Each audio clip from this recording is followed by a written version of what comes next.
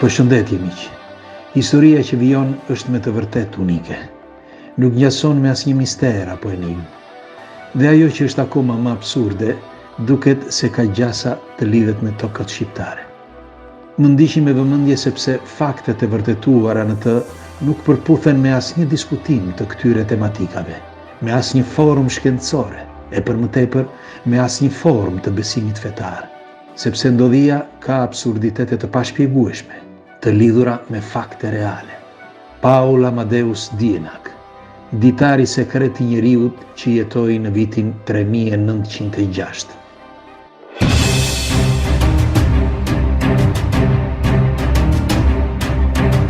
Kujdes, kjo nuk është historie e ndonjë mendjemadhi, apo dikush që kërkonte famë. Përkundrazi, njeriu që udhëtoi në kohë nuk përmendi as edhe një fjalë të asaj që ndodhi, derisa ishte gjallë.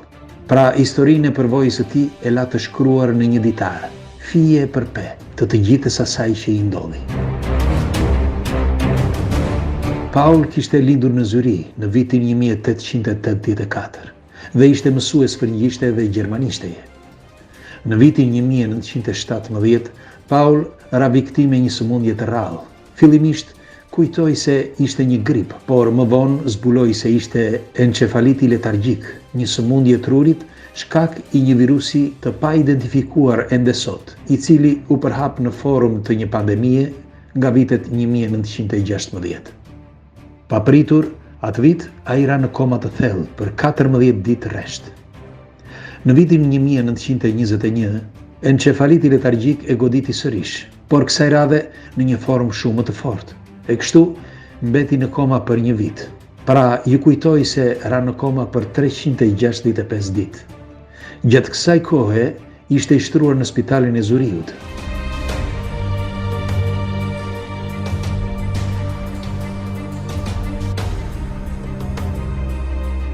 Kur doli nga koma, duke qenë një qytet i ftohtë Zyriu, Paul vendosi të shkonte në Athinë e të punonte atje.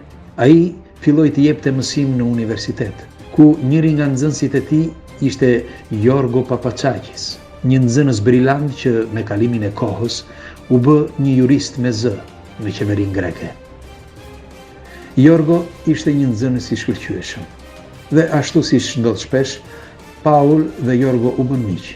Por Yorgo u bë pika kyçe e kësaj historie sepse Paul Dienak, përpara se të kthehej në Zvicër, në fund të vitit 1924, i la diarin e tij, Yorgos.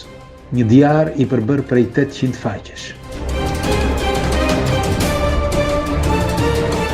Paul i tha se diari do ta ndihmonte nxënësin në mësimet e tij, por i tha njëkohësisht se brenda diarit kishte edhe shkrimet të tjera që nuk kishin lidhje me mësimet. Yorgos i duhej kohë për ta lexuar diarin. Megjithatë, ishte një nxënës i mirë dhe shkonte mirë në mësime, e kështu dal nga dal, kur kishte kohë, herë shfletonte ndonjë flet të diarit, pa e ditur se në dorë kishte diçka unike, që një ditë do të flitej shumë për të.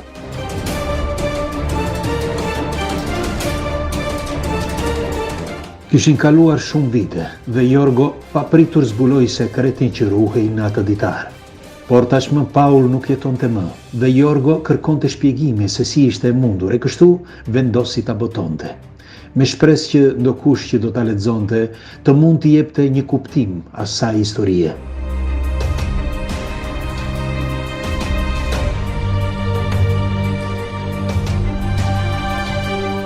Në diar Paul tregonte se çfarë i kishte ndodhur gjatë komës në spital për një vit. Pra gjatë 365 ditëve që ai dërgjej në shtrat. Në shkrim, shpeshherë Paul nënvizonte se nuk ishte një shkrimtar dhe që asgjë nuk ekzistonte në karakterin e tij fjala fantazi, por ishte një njeri realist.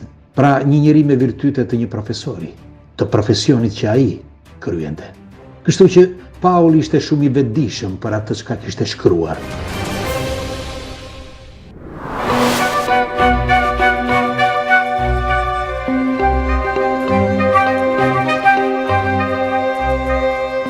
Paul shkruante se gjatë komës së vitit 1921, ai ishte zgjuar në vitin 3905. Po, e dëgjuat mirë, në vitin 3905. Por çudia më e madhe ishte se ai gjendej në një trup tjetër, në një trup që s'ishte i tij, por i një njeriu me emrin Andrea Norton, një shkencëtar italian i cili ishte shtruar në një spital me emrin Molsen, që ashtu siç e zbuloi më vonë, kishte bërë një aksident me një makinë fluturuese të quajtur Linsen. Paul tregonte se ishte një mjet njëvendësh, si motorët e sotëm parapërsisht, veç se fluturonte. Tek sa gjende i shtrirë në shtrat, Paulit ju afrua një mjek i moshuar dhe e thërriste Andrea, duke i treguar se çfarë i kishte ndodhur. Mjeku i fliste në gjuhën gjermanishte, por shumë të largët nga ajo që njihte Paul. Megjithatë e kuptonte. Një shkencëtar tjetër ju afrua, duke i qetësuar Paulin e duke i thënë se më në fund e kishin sjellë në jetë, por edhe ky e thirrri Andrea. Paul nuk njihte as edhe një nga këta njerëz, e megjithatë ata e njihnin shumë mirë.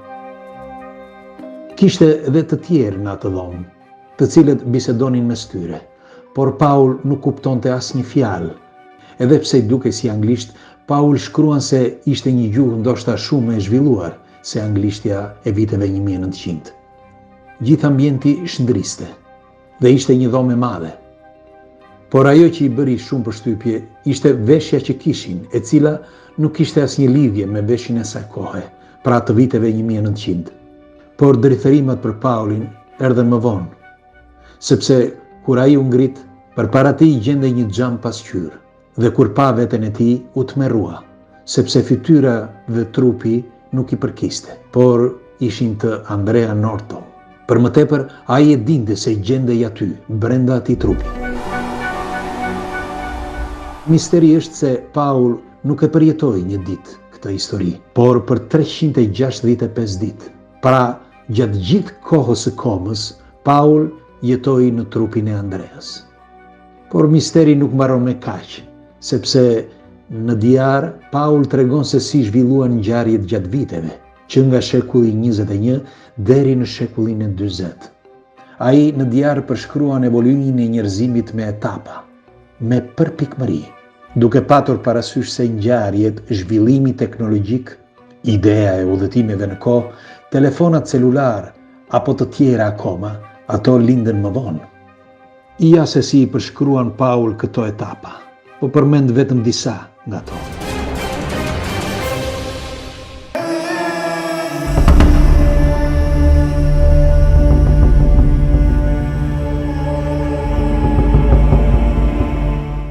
Shekujt 20 dhe 21 kanë një zhvillim teknologjik të madh.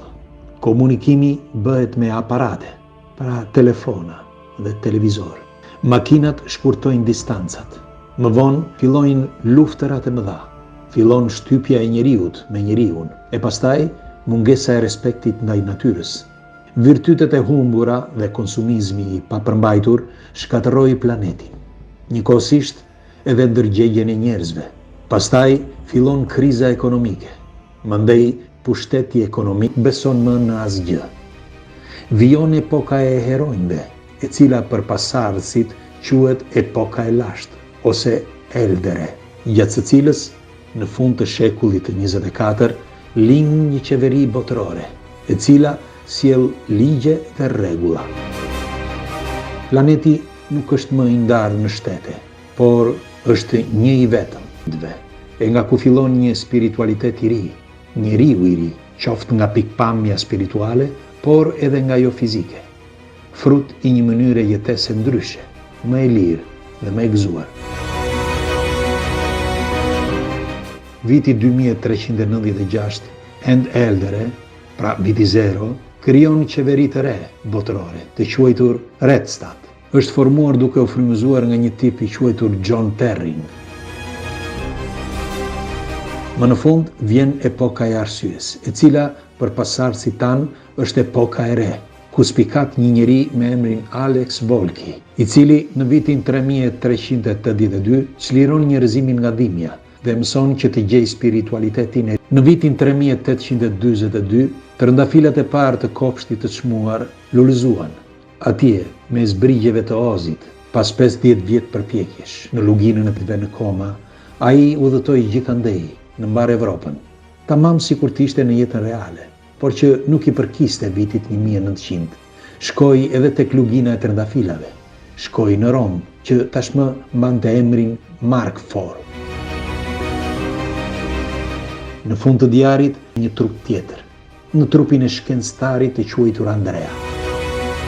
Për më tepër, si ishte mundur që të shkonte kaq larg në vite? Mos ishte një frut i mendjes gjatë komës gjithë kjo?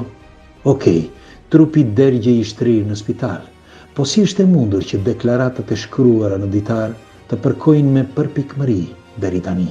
Si ka mundësi që të parashikosh të ardhmen? Si?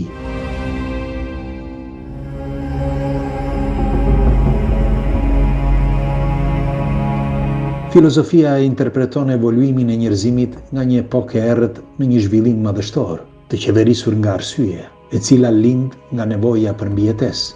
Pra, evoluimi është fakt, po si mund ta dinte Paul në vitet 1900? Tjetra, njohim të dhëna historike, por nuk jemi në gjendje të kuptojmë një kohë apo një tjetër. Pra, ashtu si e jetoi dikush i brezave që ikën, ose atë që do përjetojnë brezat e ardhshëm. Pra, ne nuk e dim se si do të jetë e ardhmja e njeriut.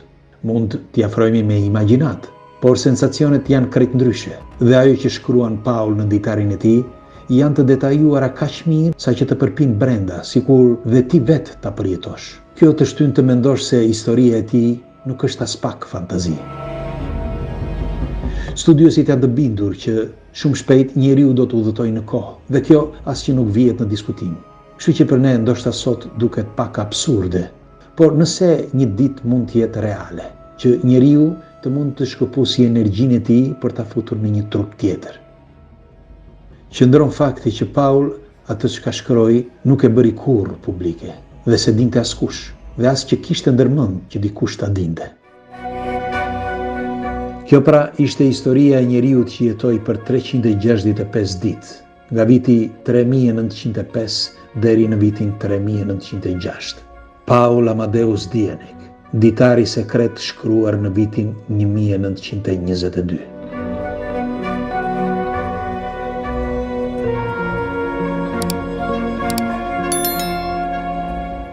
Zonja dhe zotërin, jam Albania, komandantja juaj. Po udhëtojmë drejt planetit Tokë. Ulja do të kryhet në luginën e trëndafilave, aty ku lindi njeriu i ri. Dikur ky vend quhej Shqipëri, sot është epiqendra e planetit dhe zhvillimit tonë.